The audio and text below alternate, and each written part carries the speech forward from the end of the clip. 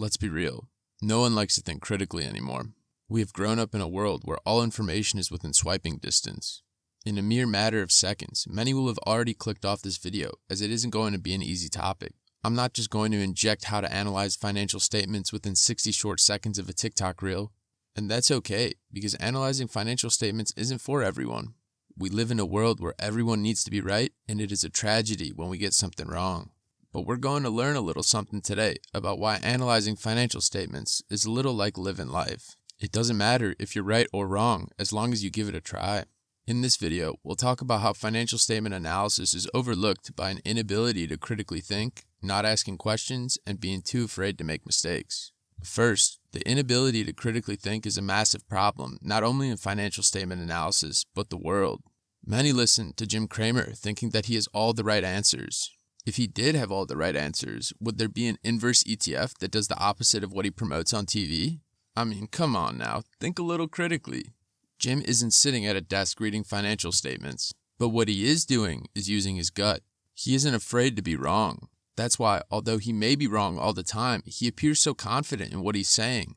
When analyzing financial statements, you don't even need to be right. You just have to think critically enough, and the answers will all come to you.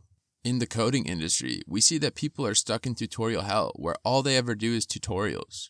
They never actually code anything with their mind. Financial statement analysis is exactly the same thing.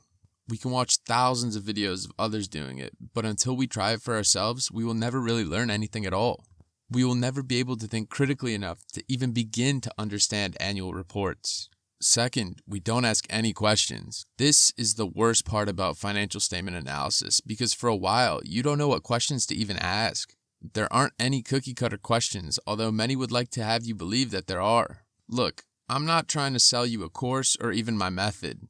All I'm saying is that to analyze financial statements, you have to ask questions. When we were younger and going to school, we always had to raise our hand when we had a question. In fact, asking questions was encouraged. But as we got older, we asked less and less questions since we had just assumed things are the way they are. We don't ask our boss for the raise we deserve because we think they'll be mad. Or we don't even ask that pretty girl out because she's way out of our league. When we don't ask questions, we are robbing ourselves of learning anything about the world, let alone ourselves. Start asking questions when reading financial statements so that you can actually understand what you are thinking. If I ask, why is the current ratio dropping? Then we at least have a direction of where to look to. Without asking questions, financial statement analysis seems directionless and much more daunting than it is in reality. Lastly, we are too afraid to make mistakes. Even I make mistakes all the time, but I still have the courage to make short videos about the financial statements of stocks. Why? Because I might actually learn something. Even though I'm an accountant and I love financial statements, that doesn't mean I was born to do this. On the flip side, there are many people who get MBAs thinking that will make them a financial statement expert.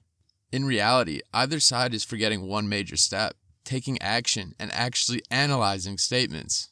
Once you take a leap of faith, get ready to take another, because now you actually have to assume something about these statements. For example, what if you see long-term debt went up 50% year over year? We have to assume that the company is taking on more loans to finance acquisitions or to pay an expanding workforce. By making assumptions like these, it helps narrow down where to look so you can actually confirm if those assumptions are right.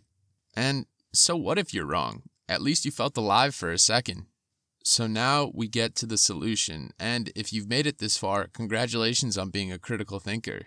You're willing to try something different that many would rather just see someone else do for them. When analyzing financial statements, we have to look at a few important tests or ratios every time. Pick one or two that resonate with you. The only way you will know what resonates with you is if you actually try to analyze a statement. You can't really cheat this step. Maybe try the current ratio or the debt to equity ratio. This will give you a springboard into asking questions. Next is the best part of the whole analysis. Start to ask questions into why you see a break of pattern or why net income went down, for example. By asking these questions, you are conditioning yourself to think critically. You have no time to waste, so asking critical questions will help you get the answers you need faster for your analysis. Finally, when you get the whys and answers to your questions, be ready to make assumptions. If you see some weird accounting practice going on, don't be afraid to call it out. If you see a management's competence, trust your gut. We spend our entire lives thinking, what if we are wrong? And you know what? It's not like it matters anyway. Financial statement analysis is all about being wrong. Being wrong will help you be right when it really matters. When you can't make assumptions based off the analysis you made, then does that really mean you are even learning? More importantly, does that really even mean you are living?